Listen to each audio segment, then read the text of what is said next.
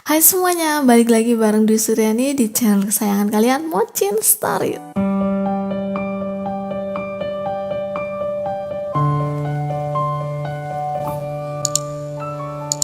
Aku bakal bacain cerita lagi yang dikirimin dari kamu yang nonton video ini.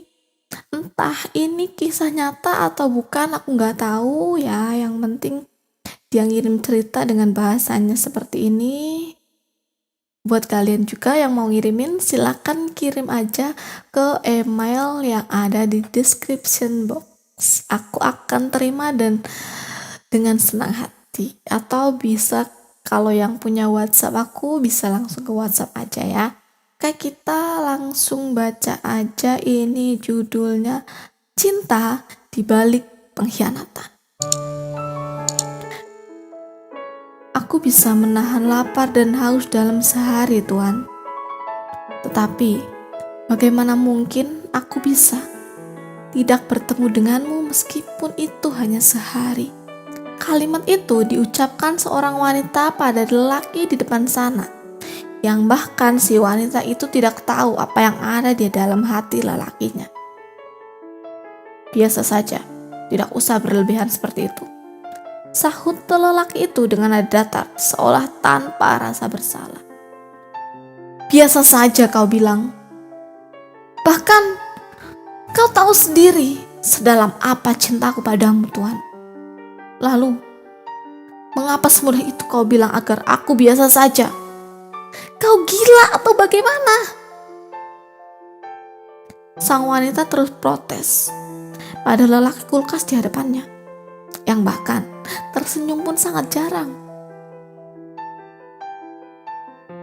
Dia berbalik. Kini malah dia berdiri membelakangi si wanita.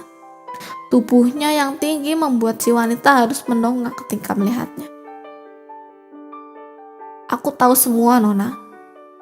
Namun, berpikirlah sedikit situasi ini. Aku siapa dan kau siapa? Biarlah rasa ini terus tersimpan rapi dalam relung hati, Nona. Jangan biarkan memudar. Pun jangan biarkan terlalu bersinar. Karena kita sama-sama tahu, jika kau masih miliknya, dan aku juga milik orang lain. Lanjutnya lagi. Ada rasa sesak yang bergulat di dalam hati si wanita. Semua yang dia katakan adalah benar. Wanita itu masih bersuami, dan sang lelaki juga masih beristri. Sudah pasti ada dinding kaca yang memisahkan mereka berdua. Dengan dada sesak dan tubuh bergetar, si wanita pun melangkahkan kaki ke arah lelaki itu. Meskipun hanya 2 langkah, tetap saja dia merasa kaki itu berat sekali diangkat. Ketika berada di belakangnya, sang wanita langsung memeluk lelaki itu dari belakang dan menempelkan kepalanya di punggung. Kumohon, tetap mencintaiku selamanya, Tuan. Karena aku juga akan melakukan hal yang sama. Biarkan kisah ini mengalir apa adanya. Aku menyayangimu, dan kau pun sama. Meski ada hubungan lain yang memisahkan kita, aku tetap mencintaimu selamanya. Si wanita masih memeluknya dan terus berkata panjang lebar. Entah dia akan mendengarkan atau tidak, itu bukan urusanku. Yang terpenting aku sudah mengeluarkan semua unek-unek yang ada di otak dan aku rasakan saat ini. Batin wanita itu.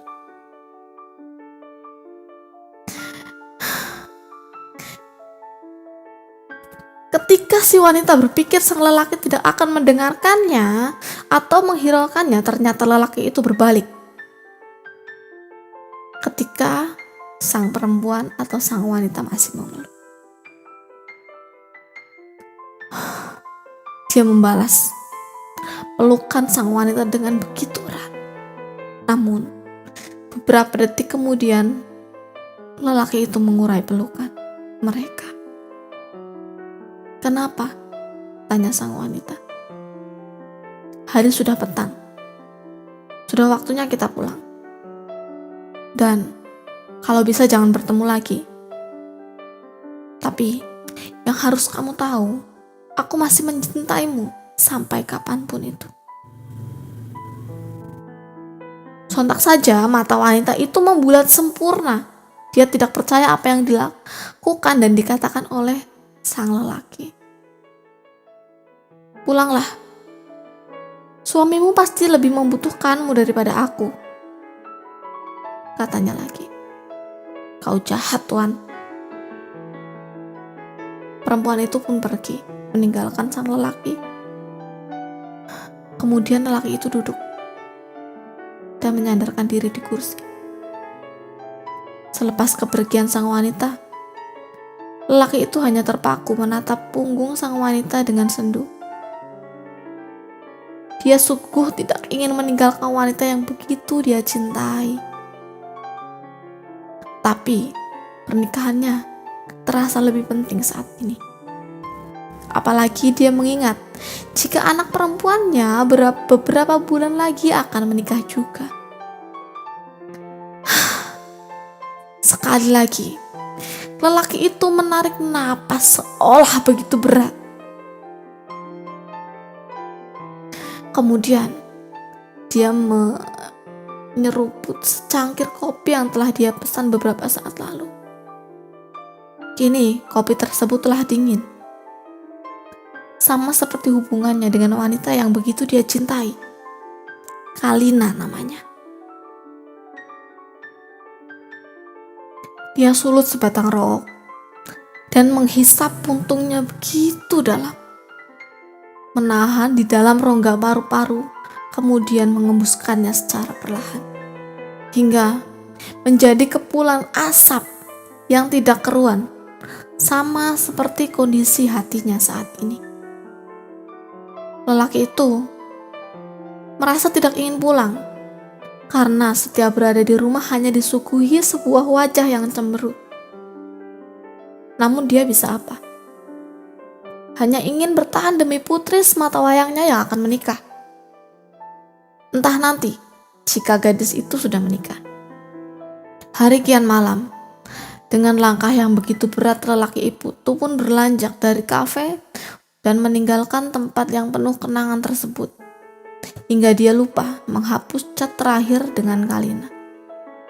Sampainya di rumah, lelaki bernama Yogi itu melenggang begitu saja ke kamar. Dia hanya menyambut tangan sang istri yang menyalaminya dengan taksim.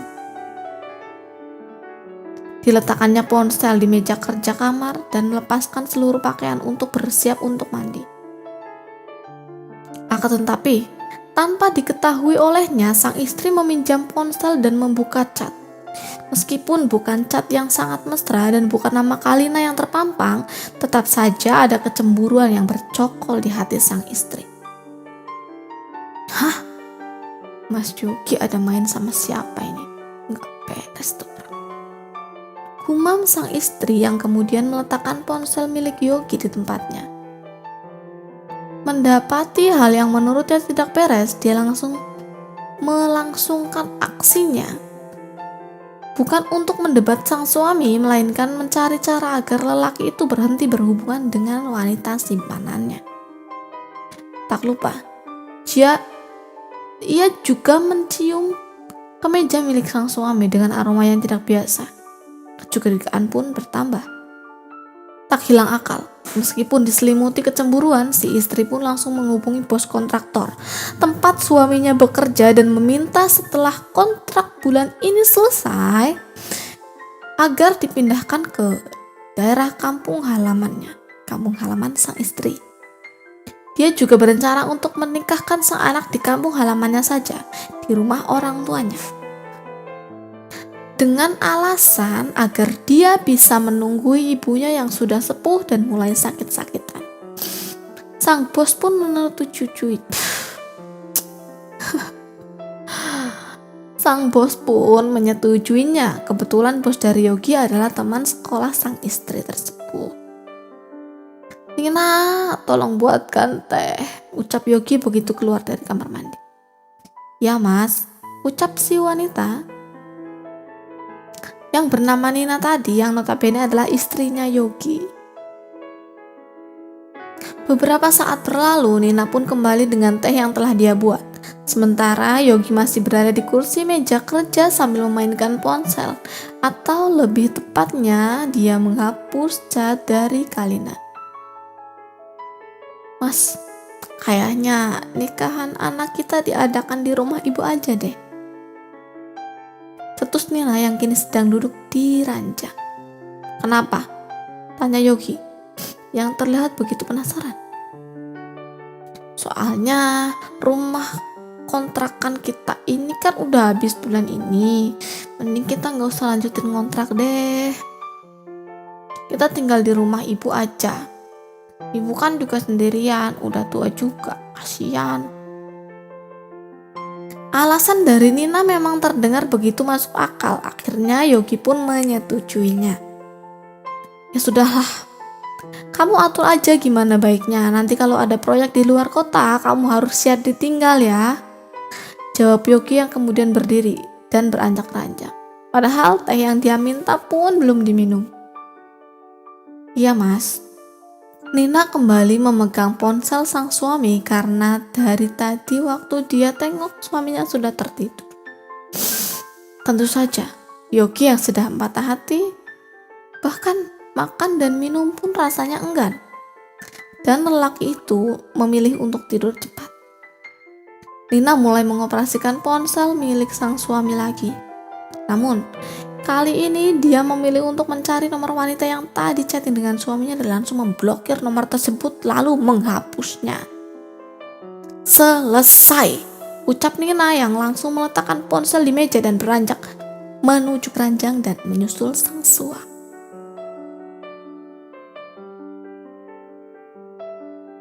Sementara di sisi lain, Kalina sedang menatap layar ponselnya juga. Dia mulai mencari nama Yogi di ponselnya. Ditemukan, tetapi foto profilnya sudah menghilang. Pun dengan informasi terakhir dilihat. Akhirnya dia memberanikan diri untuk mengirim pesan pada sang lelaki yang baru saja memutuskan hubungan dengannya itu. Itulah yang dikirimkan oleh Kalina kepada Yogi. Centang satu pun tak kunjung menjadi dua, apalagi membiru. "Aku diblokir?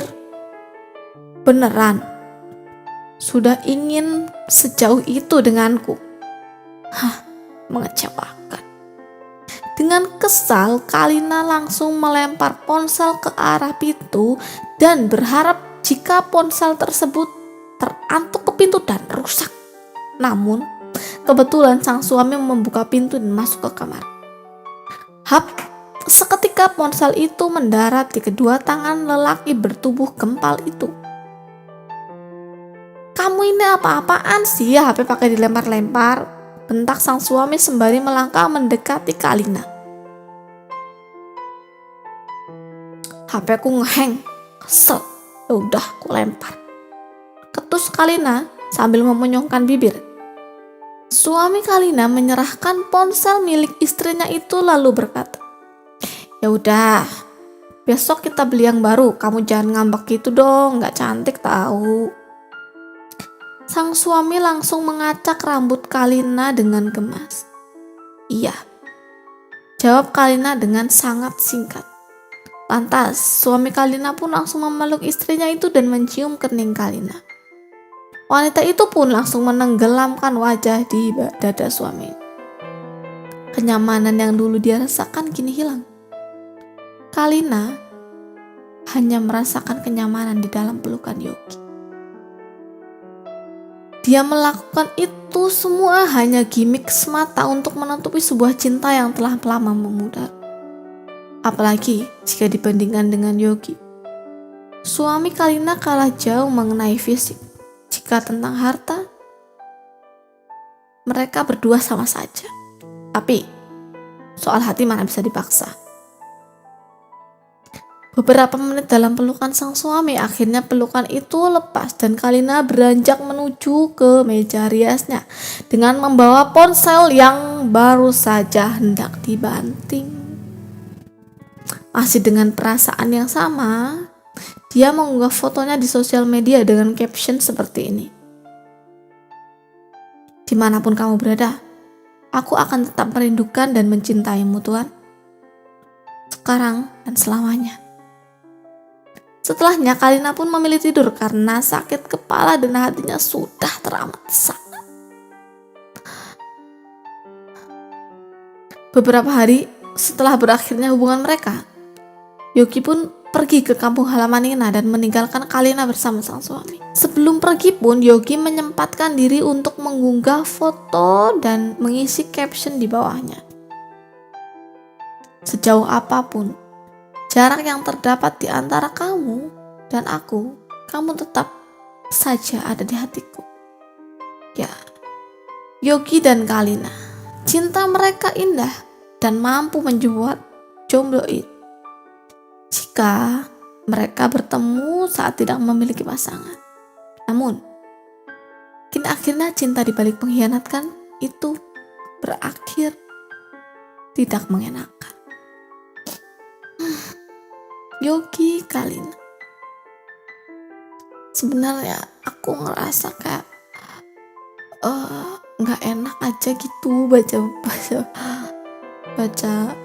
cerita ini dari cerpen ini ya, tapi gimana ya, kan kiriman dari kalian ya, nggak apa-apa. Ini malah membuat Mochin Stories lebih berwarna, nggak cuma bucin-bucin aja, sakit-sakitan juga ada. Aduh. Buat kalian yang masih ditunggu loh cerita-cerita dan ide segar kalian. Kalau misalnya nggak bisa bikin cerita gimana kak, misalnya ada yang bilang gitu, ya udah nggak apa-apa, nggak usah bikin cerita, kamu ceritain aja ya yang ingin kamu kamu sampaikan ke aku ya, biar aku yang nanti bikin ceritanya dari ide kamu.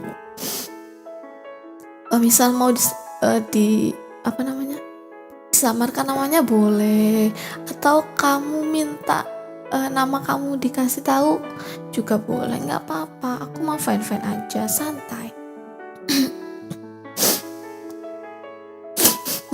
Sampai mau nangis ini. Ya karena catatannya ya gimana ya, mungkin bagi sebagian dari kalian ada yang ada yang mengalami. Semangat, tapi ya sebaiknya ya kalian sebenarnya tahu lah apa yang harus kalian hadapi sendiri, apa yang harus kalian pertahankan, apa juga yang harus dilepaskan. Jadi kadang menggenggam begitu erat juga enggak bagus. Jika itu membuat luka, lebih baik lepaskan.